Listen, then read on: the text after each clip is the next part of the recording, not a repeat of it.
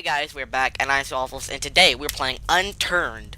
Now, today's episode is going to be different in a way, because today we are going to be focusing on how to, and when I say this, I'm going to try to be, I'm going to try to explain what I mean by this, but how to basically survive once you kind of get a start.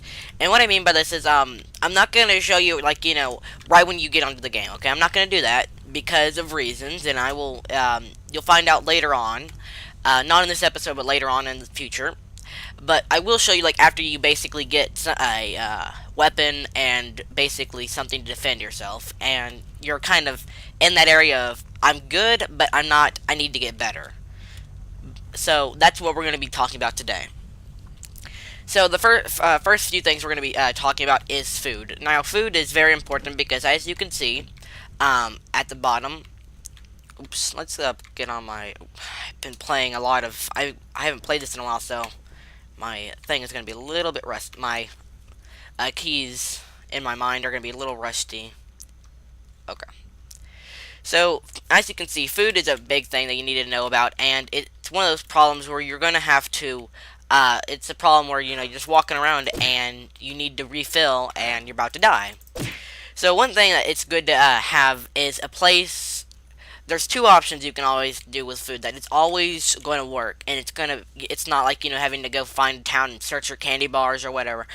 Option number one is having a farm, and that means you're gonna have to live near a farm, okay? And I mean that shouldn't be too bad, but in some cases that can be a problem for some people, depending on where your base is. But for those people who want to live by a farm, what you can do is there. I forget which town it is. I believe it is Alberton. It is over by the bridge. If you guys know what I'm talking about, and if you have a map, you can just find it right here. But it's right by St. Peter's Island, and they have a siege store, and they have carrots, potatoes, corn, and I think whatever this is. I gotta. There's one more, lettuce, or I can't think of it. But a farm is always a good option because what you can do is once you plant the seed and it has gotten to full size, you can press F to harvest, and you can get this. You can get a thing. Now, as you saw, it did not give me any seeds. Now, what you want to do is usually you can't do this right when you start a farm, but once you get a bigger farm going, this will be easier to do. What you can do is you can put the item or the vegetable that you get, and you can put it in your crafting square, and you get 2 seeds out of 1. So this is a good thing you can do because you can get 2 seeds out of 1, which that's a pretty good profit. And then once you get to once you get a bigger farm, you make more food out of the seeds that you get. So you basically, it's kind of a profit type of deal thing. So 2 for 1, I guess you could say. So that's one of your options, and they have all sorts of things. I don't know the stats of what they heal, but it's always it's usually pretty good. I think it's like maybe 10. Let me see. Carrot. It's like 10. Actually, that did a lot. But unless it was at 18, then it was probably... it might have been 20.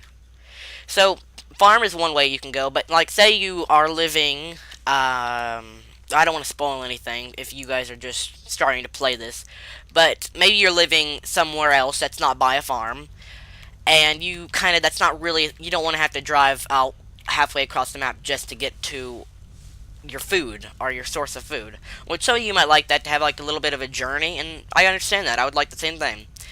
But another option you can have is hunting. Now, hunting is extremely hard if you do not have a gun, so this is one of those things I suggest for when you have a gun. Now, any gun will do, but what is better is one of the guns that it's like not necessarily a big gun like this, because this is a really like military gun, but you don't really want a handheld gun like this. It's not the best because the bullets won't travel as far and all sorts of things. So you need to get a big gun like this, and if you want to go the melee way, which I don't even know if it's possible to hunt melee, but if you want to, you guys know what to do. Just hit and see if you can actually just pretend. I don't even know, to be honest. But what I'm going to do is the moon is setting. I'm going to go and turn off all of my lights in the house. But what we're going to do is we're going to go and travel a little bit and try to find some deer or pig, because the only two passive animals, are deer and pig. That's the only thing that are passive in this game. And then there's the zombies. Okay. Just making sure all our lights are out. Let's go ahead and put my hat back on. And, oh, this light's still on. So, like I said, what you want to do is get a gun that it has a little bit of range, and one way you can tell what the range is usually it's just like how big the gun is. Because I mean, I'll be honest with you, completely honest. I am not a gun expert. Okay, right here. Shh. A gun expert. So I'm not gonna pretend like I am. But from what I can tell, that's what it is. Now, as you can see right over here, we have a deer. So, depending on what type of gun, actually any gun will do, but if you want to stay far away, then go all the way over here. I mean, it made no sense. Obviously, go all the way over there. But if you want to go far away, get a gun that has longer range. Now, say the only thing you have is a handheld gun. Well, you can still work with this, but it's not easy, because what you need to do is you need to up your skill, which is sneaky beaky. I don't believe it doesn't have to be maxed out, but it does need to be up there. Because what you can do is you can go down and you can get on the floor like this and have your gun. And it's kind of hard because depending on what type of, if you have gold and you have the graphics like this, it's hard to see that. But you can go up there and just don't go too far, too close to it, because you'll end up scaring it off. And I'll let you guys test with all that type of stuff. But for now, we're gonna do it this far away. But that's an option as well. So let's say you have a big gun, and it always is nice to have any type of scope, just like so you can kind of get an idea of it. And when it comes to angling yourself so you can hit it correctly, you always want to get a really good headshot, because headshots automatic death with some guns. I mean, this one, most military guns, it's an automatic death, and I believe it might be an automatic death for any gun, to be honest. But like, see right here, I have a really good headshot, and I mean, I know the grass is blocking it, but this is kind of a part where you have to just estimate it, and even a neck shot would work too. So what you just aim right there and fire. There we go. We got it. Now, for those who are kind of more into the game, if you happen to find a silencer or a military grade silencer, that can actually come in handy for when there's a pig or two deers together, or a pig and a deer, or etc. You can shoot one and the other one won't get scared, even though its friend just fell down dead. Which, it can be a problem, but not that big of a deal. So, that's your option for hunting. Now, I know what you're thinking. Don't say anything just yet. This meat is raw, and it will poison you if you try to eat it, or it'll make your radiation level go up. So, that's kind of an issue, and I do realize that. One second. Let me just drink some water. And we'll get to water in a second as well.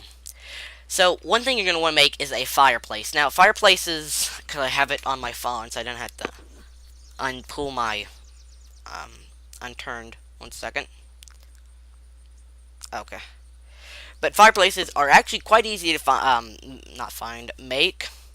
All you need is stone, and I believe like 2 sticks. 2 sticks and 2 stones. They're saying like, no, 4 stones and 2 sticks. So, like I said, this tutorial is kind of for if you've, you're in that area of, I'm surviving, but just barely.